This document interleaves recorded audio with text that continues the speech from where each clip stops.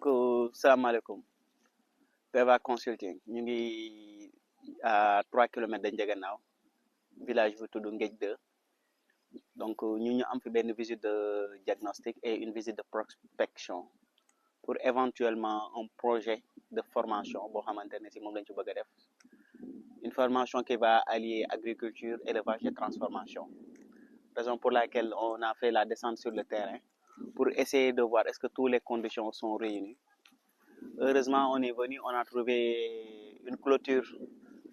en haie morte, mooy nekk mur bi nii. Donc reste à savoir comment viabiliser espace bi nga xamante ne si ça va tourner aux alentours de benn 3000 mètres carrés maximum mu war a abriter benn salle boo xamante ne si salle bi ñuy defee les cours am benn unité de transformation bu nga xamante ne si moom moo fay nekk. Après le reste on fera de la production végétale si benn partie bi beneen partie bi ñu defa de la production animale. La première remarque c'est par rapport au type de sol xeetu suuf bi ñu am nii on a le suuf joor bi la dégg joor lañ fi am mu nekk suuf bu nga xamante ne si il va pour réussir si il faut nga liggéey ko bu baax a baax parce que dafa am benn degré de porosité bu nga xam ne c'est extrême boo defee ndox bi vite fait da ngay gis day seey maanaam du maintenir ndox bi boo ko arrosé da ngay gis dafay seey vite fait. Donc c'est quelque chose bu nga xamante il faut le tenir en compte après essayer de voir sur chaque place lan ak lan mooy nekk côté bi lan ak lan mooy nekk côté bi et le pourquoi de chaque lu tax lii ñu teg ko fii lu tax lii ñu teg ko fii. Deuxièmement ce qu'on a trouvé mis à part la clôture c'est benn petit bassin boo xamante ne si on pourrait l'utiliser bon xam naa ne ñoom dañ ko defoon fii pour réserve d'eau pour ndox di fi def ndox mais ñun dañ koy utiliser sous un autre aspect. dañ koy utiliser comme compostière si on pourrait le multiplier wala ñu yokk bi nga xamante ne si il est déjà présent. Donc la suite du déplacement va se faire sur un rapport bien détaillé bi nga xamante ne si dinañ ci énumérer l'ensemble des choses yi nga xamante ne si moom lañ prévoir sur le projet. Loolu mooy les premières remarques yi nga xamante ne si def nañ ko fii on a remarqué aussi ay dénivellement bu ñu xoolee fi ñu taxaw ni mooy zone bi nga xam ne moo gën a suufee ci tool bi. boo jugee ci porte bi ñëw da ngay gis que ni dafa am descente boo xam ne dafay ñëw fii la même chose bu ñu jugee ci mur bi ñëw da ngay gis que dafay am descente fii aussi il faut en tenir compte par rapport ak système d'irrigation bi nga xam ne moom lañ fiy placé si c'est pas bien pensé rek tey am na nooy sampee say garab ndox bi du yegg ci garab ci garab yi quoi parce que dénivellement bi daf ciy jouer essayer de voir le réservoir par où le placer et après le reste je pense que ce sera pas difficile quoi. Donc en grosso modo c'est un site qui pourrait recueillir le projet. Après on essaiera de voir aux alentours dañ génn après def aux alentours xool teen bi nga xamante ne si moo gën a jege si zone bi ñu dem xool ko pour que mu mën ñu permettre ñu xam nappe bi à combien de mètres la ne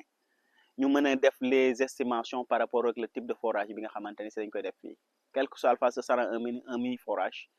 mais de combien de mètres entre 40 jusqu'à 80 au maximum mais bu ñu demee xool teen bi c'est ce qui va nous prouver ñu xam carrément ñaata profondeur la ñu am. On a trouvé des cultures sur place mis à part bisaab bi am nañ fi ngooñ xool nañ la qualité de la production bon ça va c'est acceptable hein, par rapport ak production bi ñu fi am juste que y a des nuisibles aussi yoo xam ne on les a remarqués nuisibles mu doon yenn gunóor yi nga xamante ne ñu ngi ñëw di attaquer gerte bi donc éventuellement on compte faire de l'agriculture biologique c'est-à-dire faire une agriculture bu nga xamante ne si on va pas utiliser les produits chimiques donc sur ce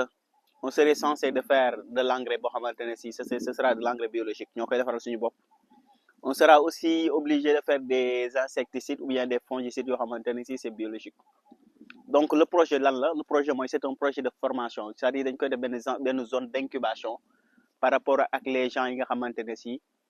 ce sont les gens du terroir ñu jëm leen a former ba nga xamante ne si muy les groupements de femmes muy les jeunes muy les vieux ou bien les personnes venant de tout horizon c'est-à-dire yow mën nga bañ a dëkk Ndiaganiao sax projet bi intéressé la boo ñëwee fii on va vous accueillir à bras ouverts. Projet bi day nekk un projet boo xamante ne c'est par rapport à la formation dañuy former jeunes yi nga xamante ne ñoom ñoo nekk fii ba nga xamante ne ils seront autonomes soit après ñoom ñu mën a génn dem liggéeyal seen bopp ci lan lu ci mel ni defar ay pépinières di ko jaayaat xool recenser baykat yi ne fii defar ay pépinières di leen ko jaayaat donc aussi nekkul ne dafay doon une production fruitière kese wala une production maraîchère projet bi nekkul dañuy former gars yi ci nan la ñuy bayee légumes wala nan la ñuy bayee fruits kese dinañ ci dugalaale sax ce qu'on appelle aménagement espace vert maanaam defaale ay fleurs ak yu mel noonu ba nga xamante ne si reboisement bu amee wala aménagement espace vert bu amee dinañ jël ñi nga xamante ne si ñoo bàyyeekoo ci dëkk bi au lieu que ñuy transférer des gens ba ñuy jógee Mbour wala ñuy jógee Dakar ñëw di nekk fii c'est pas trop intéressant l'idéal serait que lu ciy nekk lu nekk waa dëkk ba ñoom ñoo koy def parce que lu dëkk moom waa dëkk ba rek ñoo ko mën a jëmale kanam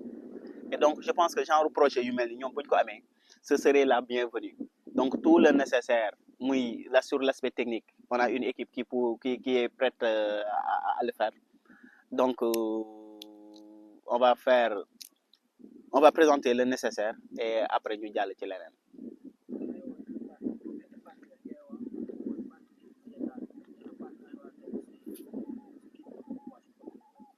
waaw donc partie végétale bi c'est le projet ñoom ci partie végétale ak transformation loolu la ki nga xamante ne si moom moo yor fii moom loolu la bëgg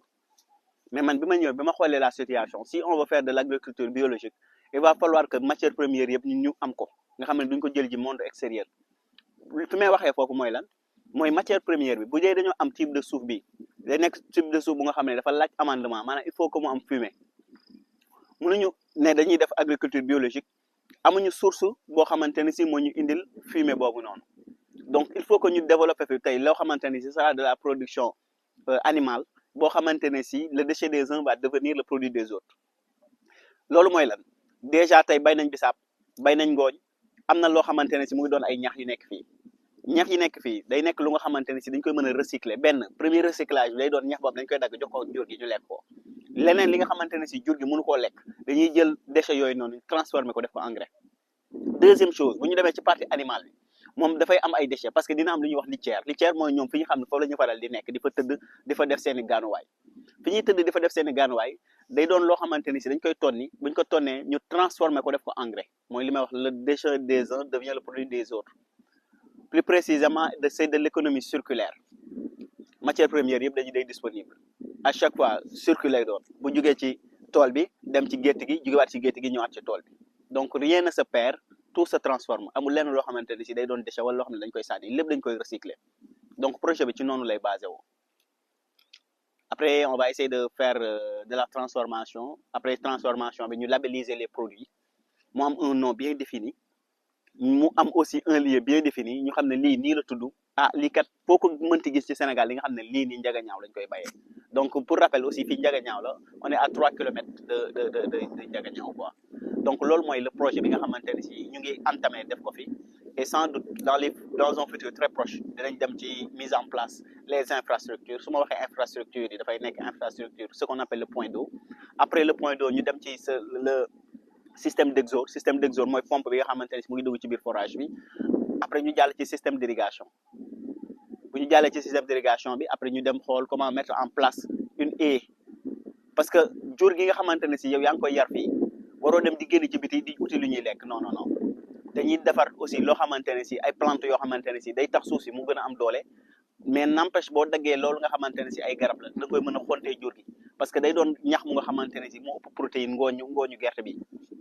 léegi nag si loolu mën nañu ñi xamante ne si ñoo nekk ci zone bi doon ay sàmm ñu regrouper leen wax leen ne ñax bi kat mën na doon ñax boo xamante ne bu ngeen xamee nañ koy bayee am foo xam ne mën ngeen ko faa bayee ay di ngeen di génn fii dem ba Saalum di màngaane yooyu da leen di wàcc parce que lépp day doon loo xamante ne si mën ngeen koo produire fii soit ngeen destiné ko ñax bi ngeen destiné ko par rapport ak tey benn échange wala troc maanaam nga jël ñax bi nga xam ne bay nga ko fii nga jox ko ki nga xam ne mu ngi sàmm moom mu jox la meew boobu nga transformé ko en fromage wala nga transformé ko leneen wala soit mu doon loo xamante ne si yow da nga koy produire ñax bi da nga koy produire fii boo deful troc nga jaay ko comme ni ngay jaayee saako ngooñ bi pour saako ngooñ demee vers les mois de juin di fa jar benn 10 000 benn 11 000 yow mën nga am loo xamante ne si en source de protéine ou bien en source de vitamine moo gën a riche habituellement li nga xam ne moom la ñuy jox suñu jur yi nga mën koo jaay sur des prix yoo xamante ne si moo gën a plus faible et ainsi le projet il sera durable et après ñu jéem a xool tamit lii phase modèle la rek lii phase pilote la c'est un projet bu nga xamante ne si on compte l'installer dans tous les départements du Sénégal bii day nekk phase pilote boo xam ne moom la ñuy démarrer bu ñu démarrer fii ba nga xamante ne si projet bi taxaw na en place ñu demaat ci beneen dëkk defal leen leneen li nga xamante ne si noonu la nii la mel donc loolu daal de façon ramassée mooy le projet xool nañ suuf bi xool nañ environnement bi donc lépp li ci war gis nañ ko donc ça va quoi alhamdulilah